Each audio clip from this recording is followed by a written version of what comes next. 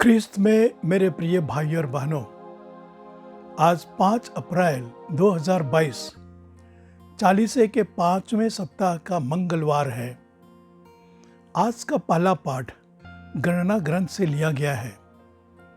उसमें उस समय और उस घटना की चर्चा की गई है जब इस्राएली लोग मिस्र से छुटकारा पाकर प्रतिज्ञा देश की ओर यात्रा कर रहे थे। यात्रा कठिन थी, लोगों के धैर्य टूट गया। वे ईश्वर और मूसा के विरुद्ध भुनभुनाने लगे। उन्होंने यह नहीं सोचा कि सदियों से वे मिस्र देश में गुलाम थे। गुलामी करते करते वे तबाह थे। जब गुलामी असह्य हो गई तब उन्होंने मिस्र से मुक्त होने के लिए याहवे से रो रो कर दुहाई दी।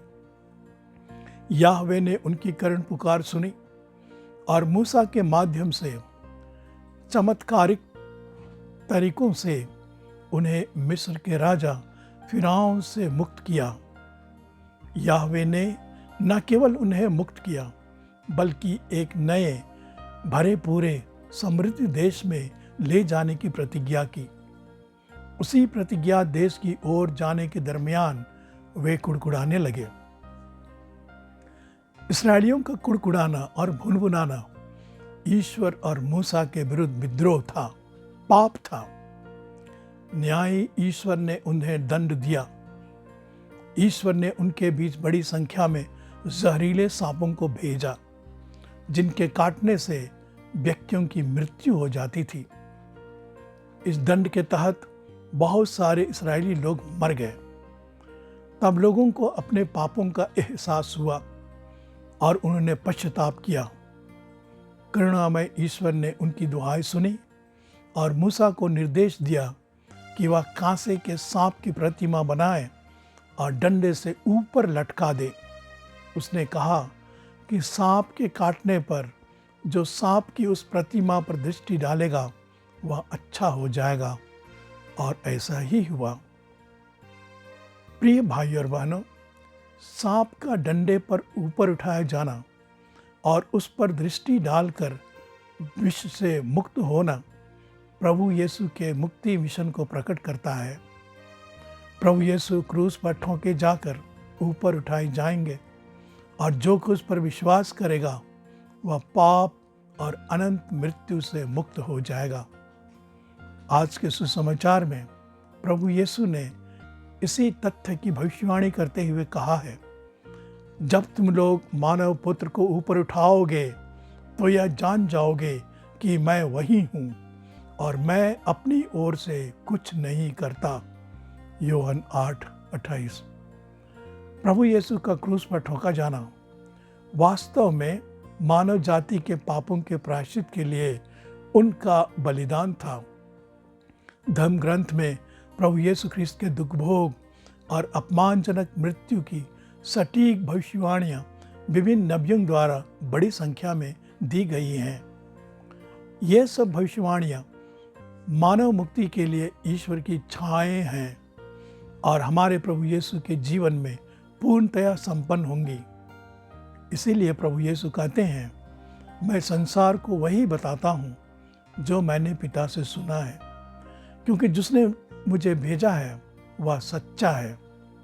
आगे वे कहते हैं, मैं जो कुछ कहता हूँ वैसे ही कहता हूँ जैसे पिता ने मुझे सिखाया है, और मैं अपनी ओर से कुछ भी नहीं करता। देखिए यूहन्ना 8:28-41। शरीरधारी मानव पुत्र यीशु ने अपनी इच्छा नहीं वरन हर क्षण हर पल अपने स्वर्गीय पिता की इच्छा पूरी की। प्रिय भाई और बहनों, 40 की इस पुनीत अवधि में कलीसिया हमें आमंत्रित करती है कि हम जीवन की कठिनाइयों में ईश्वर के विरुद्ध न कुड़कुड़ाएं, बल्कि हम उसे धन्यवाद दें, क्योंकि उसने हमें असंख्य अलौकिक और लौकिक वरदान दिए हैं। हम कृतज्ञतापूर्ण हृदय से हमारे पापों के प्रायश्चित के लिए किए गए प्रभु यीशु के क्रूस के बलिदान पर विश्वास करें, जिसकी भविष्यवाणियाँ नबियों ने की है। हम अपने मन दिल को शुद्ध करके प्रेम और भक्ति के साथ प्रभु के दुख भोग, मरण और पुनरुत्थान में भाग लेने का मतलब बांध लें। याद कीजिए कि क्रूस पर टंगे हुए यीशु जब कहते हैं कि मैं प्यासा हूँ, तो वास्तव में वे कह रहे हैं, मैं प्रेम का प्यासा हूँ, मैं आत्माओं का प्यासा हूँ। वह हमारे लिए व्यक्तिगत प्रेम और आत्मा के भी प्यासे हैं। संत पौलुस का वचन हमारे लिए यथोचित है। वे कहते हैं, आप लोग अपने मनोभावों को यीशु के मनोभावों के अनुसार बना लें। वह वास्तव में ईश्वर थे और उनको पूरा अधिकार था कि वह ईश्वर की बराबरी करे। फिर भी उन्होंने दास का रूप धारण करके तथा मनुष्यों के समान बनकर अपने को दीनहीन बना दिया, और उन्होंने मनुष्य का रूप धारण करने के बाद मरण तक, हाँ, आज्ञाकारी, क्रूस के मरण तक आज्ञाकारी बनकर अपने को और भी दीनहीन बना दिया। फिलिपियों के नाम अध्याय 2, 5 से 8। आमीन।